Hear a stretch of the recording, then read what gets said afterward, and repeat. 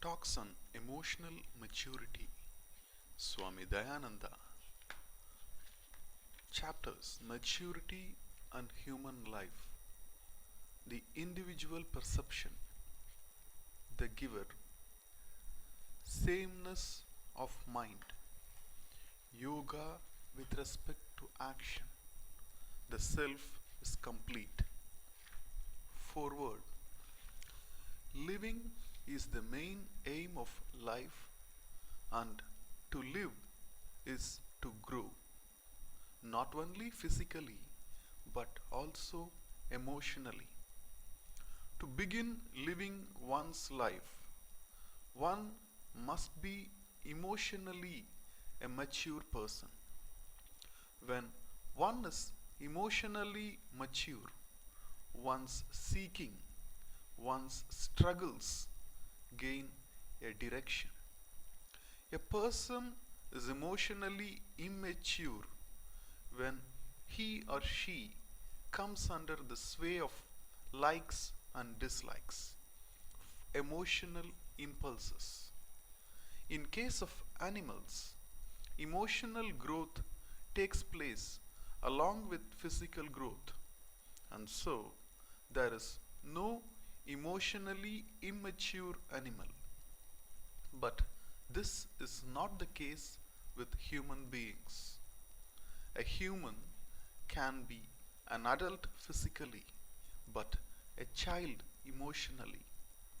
It is this emotional immaturity that causes reactions such as sadness, frustration, depression, jealousy, anger, hatred, etc. Emotional immaturity is a typical human problem because he is a self conscious being capable of making choices, and it is he who has to do something to grow out of this problem. In this book, Swami Dayananda ji explains how emotional immaturity and problems arising from it are due to the unacceptance of facts of life, which in turn is caused by misconceptions about them.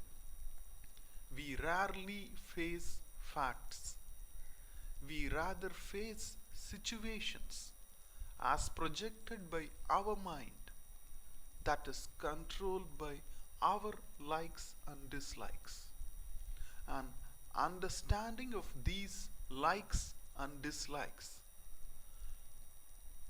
and a capacity to manage them, to remain free from their sway, is emotional maturity.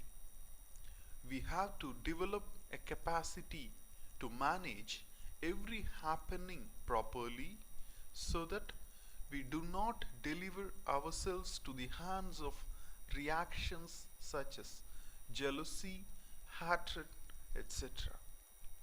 This capacity is emotional maturity. We should be alive to realities of life, and for that, we must understand the nature of facts.